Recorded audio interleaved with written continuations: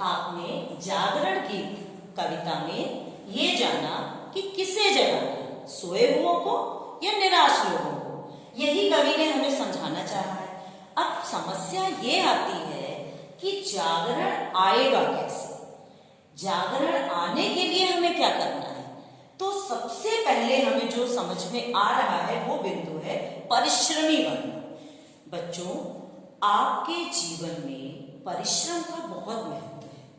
छात्र जीवन में अगर परिश्रम नहीं है तो आपको सफलता नहीं मिलेगी। सफलता, ऊंचाई पाना, बहुत बड़े ऑफिसर बनना, बहुत बड़े पद पर काम करना, बहुत सारा पैसा कमाना, ये सब करने के लिए परिश्रमी तो बनना ही है।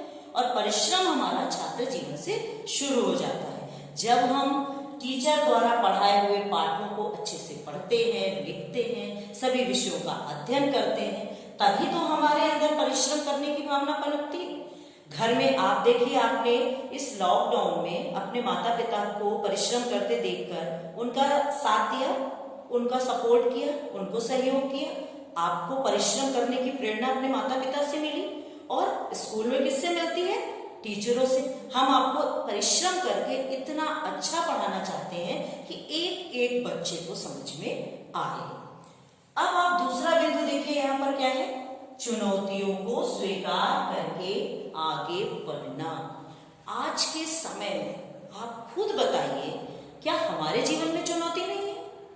आप खुद देखिए कि इतनी बड़ी चुनौती है समाज में, सरकार के सामने, समाज के सामने, हमारे सामने, आपके सामने। आप और हम कक्षा में एक दूसरे के सामने बैठकर पढ़ते लिखते थे, हम पढ़ाते थे, आप समझते थे, आप प्रश्न करते थे। आज हमारे सामने क्या चुनौती है कि हमारी शिक्षा बाधित ना हो, हमारी पढ़ाई बाधित ना हो और हम घर में बैठे छात्रों को पूरा ज्ञान दे सकें जो उनके इस बीते हुए समय को मूल्यवान बनाए। ऐसा ना हो कि ये समय निकलता जा रहा है, P1 आने वाला है और हम पाठ पढ़ा नहीं पा रहे हैं। तो हम लोग की क्या कोशिश है कि घर बैठे छात्रों से हम जुड़े रहें और उन्हें ये बताएं कि इन चुनौतियों से हमें डटकर मुकाबला करना है।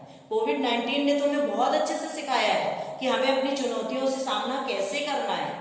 आप कैसे इस बीमारी से बच रहे हो, वैसे ही हमें अपनी शिक्षा को बचाए रखना है। हमें अपने पाठ्यक्रम को, अपनी परीक्षाओं को, अपने जो भी आपको OTP दिया जा रहा है या आपको पेपर दिया जा रहा है, सब कुछ आपको तरीके से करना है।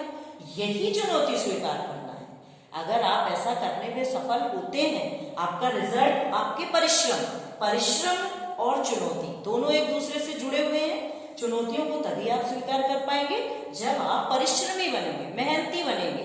किसान मेहनत करके अन्न उपजाता है, बंजर भूमि में भी वो हरियाली ले आता है। तो आप तो बच्चे हैं, आप अपने मन को जागृत कीजिए, परिश्रम कीजिए, आशावान बनिए, हतोत्साह को दूर कीजिए। अब हमें एक और उद्देश्य इस कविता का नजर आ रहा है, वो है संकीर्ण विचारधारा का त्याग और अपनी गलतियों से कुछ सीखना। संकीर्ण विचारधारा क्या है बच्चों?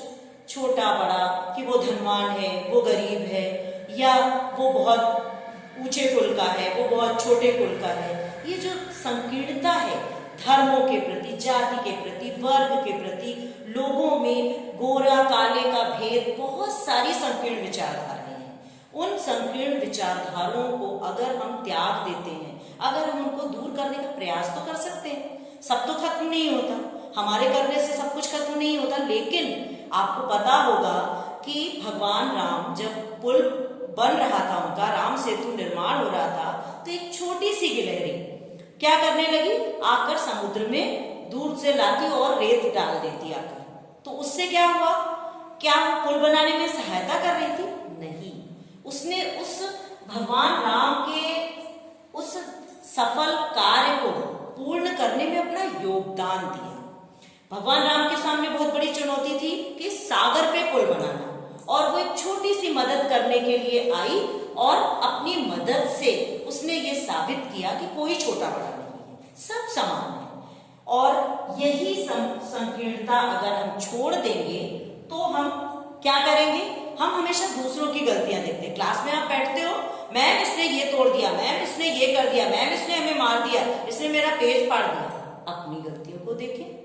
अगर हम ये देखेंगे कि मैंने ये पाठ बहुत गंदा लिखा था, अब मैं बहुत सुंदर सजा के लिखूंगा, तो बहुत अच्छा हो जाएगा। आप अपनी गलतियों से ही सीख सकते हैं। अपनी गलतियों को स्वीकारें और आगे बढ़ें। असफलता हमें रोकती नहीं है। कोशिश करने वालों की कभी हार नहीं होती, परिश्रम करने वाले कभी निराश नहीं होते, और हतोत्साहित जीवन को उत्साहित करना ही जागरण कविता का मुख्य उद्देश्य